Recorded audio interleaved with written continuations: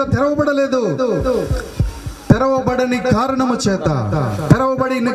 చేత ఒక పశువుల పాకలో, ఒక పశువుల తొట్టెలో ప్రభువైన యేసుక్రీస్తు వారు జన్మించడం, పరుండ పెట్టడం జరిగింది. మరి ఈ రోజు మనం చూసినప్పుడు పరిస్థితి పెద్ద వ్యత్యాసం ఏమీ లేదు. ఆనాడు బెత్లెహేముపురము మరి చుట్టాల చేత, బంధువుల చేత ప్రజల సంఖ్య రాయించుకోవడానికి సీజర్ ఆగస్టు మరి శాసనము జారీ చేసినందున ప్రజలందరూ కోకల్లలుగా బెత్లెహేముకు వచ్చిన పరిస్థితి. వ్యాపారవేత్తలు, బంధుమిత్రులు, చుట్టాలు, బంధువులు, స్నేహితులు అందరూ బెత్లెహేముపురానికి వచ్చారు.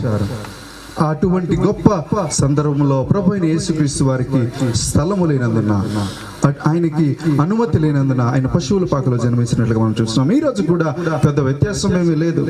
మన వ్యాపారాల్లో పడిపోయి, మన ఉద్యోగాల్లో పడిపోయి, మన వ్యక్తిగత స్వలాభాలకు మనము లొంగిపోయి, లోనైపోయి, మన చదువుల్లో పడిపోయి, మన సొంత కోరికలతో, మన సొంత ఆలోచనలతో, మన సొంత ఉద్దేశాలతో జీవితాన్ని కాలక్షేపం చేసేస్తా ఉన్నాం, జీవితాన్ని గడిపేస్తా ఉన్నాం.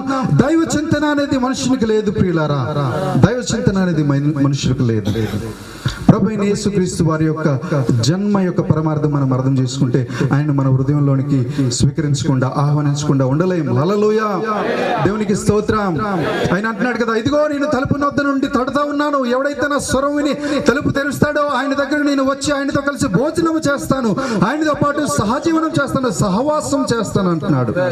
హల్లెలూయా. ఉదయకాల సమయంలో మన హృదయం అనే తలుపు ఆయనకి తెరవాలి. బెత్లెహేముపురములో సత్రములో స్థలము లేనందున ఆయనకు పశువుల తొట్టెలో పరుండ పెట్టినట్టుగా దేవుని లేఖనాల్లో మనం చూస్తున్నాం. ఉదయకాల సమయంలో మన వ్యాపారం మనకు అడ్డొస్తుందా? మన వ్యవసాయం మనకు అడ్డొస్తుందా? మన కులం మనకు అడ్డొస్తుందా? మన జాతి మనకు అడ్డొస్తుందా? మన చదువు మనకు అడ్డొస్తుందా? మన ఉద్యోగం మనకు అడ్డొస్తుందా? ఏది అడ్డొస్తుంది? ప్రభువైన యేసుక్రీస్తు వారిని స్వీకరించకుండా ఉండడానికి గమనించుకోవాల్సిన అవసరం ఎంతైనా ఉంది ప్రియులారా.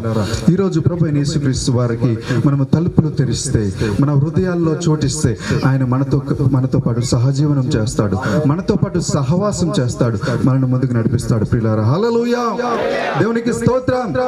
మరి బైబిల్ గ్రంథంలో మనం చూసినప్పుడు ఆ వార్త, ఆ సంతోషకరమైన శుభవార్త మొట్టమొదటిగా ఎవరికి తెలియజేయబడింది? గొల్లలకు. హల్లెలూయా. గొల్లలకు, గొర్రెలు కాచుకుంటున్న ఆ మందల కాపురులకు తెలియజేయబడింది. ఎక్కడో ఊరికి బయట మందలు కాయిచున్న ఆ గొర్రెల కాపురులకు గాబ్రియేలు దూత వచ్చి ప్రత్యక్షమై వారికి సంతోషకరమైన శుభవర్తమానాన్ని తెలియజేసింది. ఆ రోజుల్లో శాస్త్రులు లేరా? ఉన్నారు. బైబిల్ గ్రంథంలో పంచగ్రంథాలు, మరి ఆదికాండం నుంచి ద్వితీయోపదేశ కాండం వరకు పెంటెటకు థోరా, ఈ ధర్మశాస్త్రాన్ని పఠించిన వారు లేరా? పరిచయులు ఉన్నారు. వారికి ధర్మశాస్త్రము తెలుసు, వాళ్ళకి ప్రవచనాలు తెలుసు, వాళ్ళకి దేవుని జ్ఞానము తెలుసు, క్రీస్తు రాక కొరకైన ఆ వర్తమానము వారికి తెలుసు, ప్రవచనం తెలుసు. అయినప్పటికీ వారు క్రీస్తు జన్మ వార్తను వారి దగ్గరికి చేర్చుకోలేకపోయారు, వారి దగ్గరికి రాలేదు. మరి సద్దుకైలు లేరా? సద్దుకైలు ఉన్నారు. ఆ రోజుల్లో సంపన్నులు ఎవరైనా ఉన్నారా అంటే సద్దుకైలే. ఆస్తులు అంతస్తులు గడించిన వారు సద్దుకైలు, ఉన్నతమైన స్థానంలో ఉన్నవారు సద్దుకైలు. వారి దగ్గరికి వెళ్ళాడా గాబ్రియేలు దూత? వెళ్ళలేదు. ఎందుకు? పనికిరానటువంటి అమాయక ప్రజలైన గొర్రెల కాపరుల దగ్గరకు, గొల్లల దగ్గరకు వెళ్ళి సత్య సువార్తను అందించాడు. హల్లెలూయా. ఈ రోజు ఎక్కడో మారుమూల ప్రాంతంలో ఉన్నాం మనం. ఎక్కడో భారతదేశంలో మారుమూల ప్రాంతాల్లో ఉన్న మనము దేవుని సువార్తను పొందుకున్నాం, దేవుని స్వీకరించమంటే అది ఎంతో ధన్యకరం ప్రియులారా. హల్లెలూయా, దేవునికి స్తోత్రం. హల్లెలూయా. క్రీస్తు సువార్త మన వరకు వచ్చింది.